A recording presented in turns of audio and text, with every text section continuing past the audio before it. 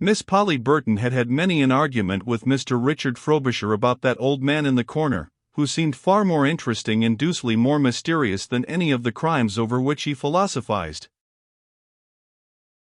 Dick thought, moreover, that Miss Polly spent more of her leisure time now in that ABC shop than she had done in his own company before, and told her so, with that delightful air of sheepish sulkiness which the male creature invariably wears when he feels jealous and won't admit it.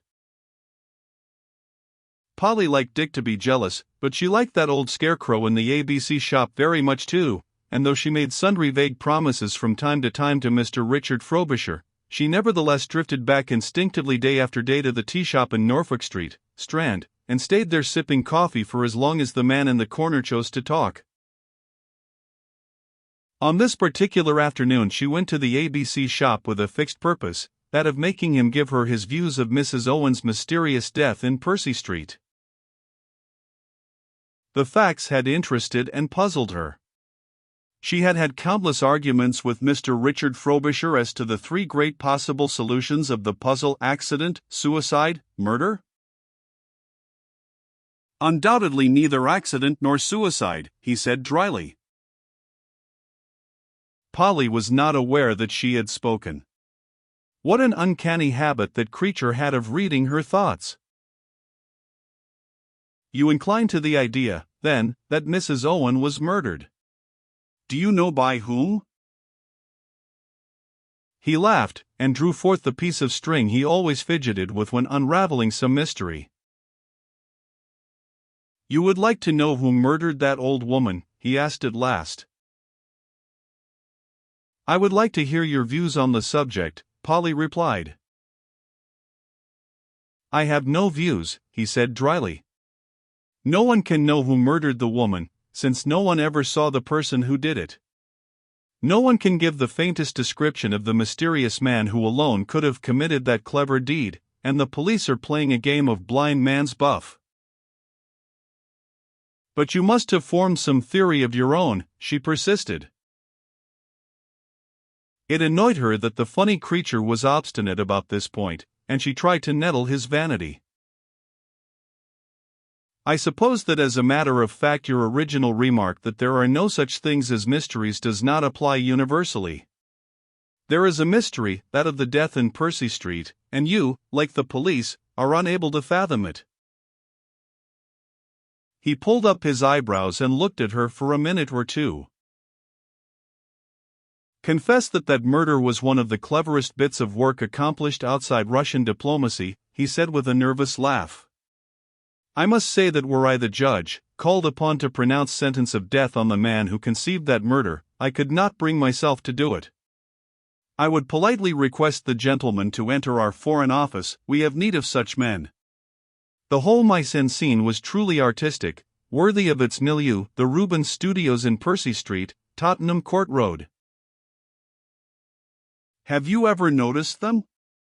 They are only studios by name, and are merely a set of rooms in a corner house, with the windows slightly enlarged, and the rents charged accordingly in consideration of that additional 5 inches of smoky daylight, filtering through dusty windows.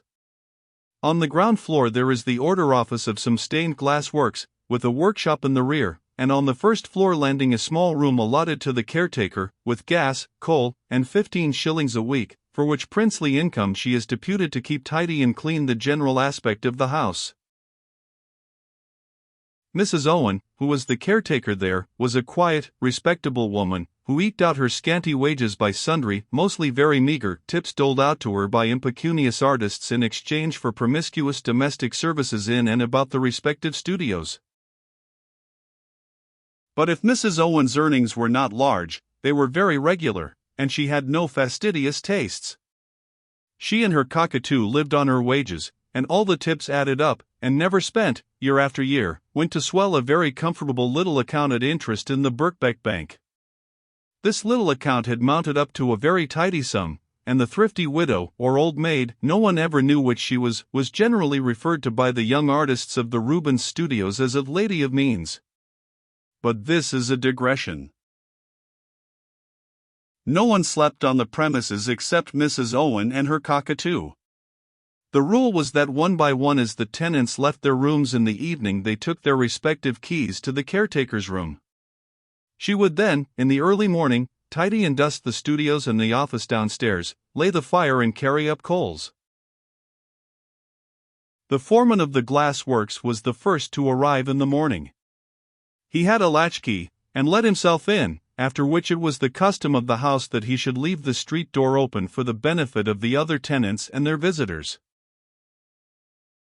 Usually, when he came at about 9 o'clock, he found Mrs. Owen busy about the house doing her work, and he had often a brief chat with her about the weather, but on this particular morning of February 2nd he neither saw nor heard her. However, as the shop had been tidied and the fire laid, he surmised that Mrs. Owen had finished her work earlier than usual, and thought no more about it. One by one the tenants of the studios turned up, and the day sped on without anyone's attention being drawn noticeably to the fact that the caretaker had not appeared upon the scene. It had been a bitterly cold night, and the day was even worse. A cutting northeasterly gale was blowing. There had been a great deal of snow during the night, which lay quite thick on the ground, and at 5 o'clock in the afternoon, when the last glimmer of the pale winter daylight had disappeared, the confraternity of the brush put pallet and easel aside and prepared to go home. The first to leave was Mr. Charles Pitt. He locked up his studio and, as usual, took his key into the caretaker's room. He had just opened the door when an icy blast literally struck him in the face. Both the windows were wide open, and the snow and sleet were beating thickly into the room, forming already a white carpet upon the floor.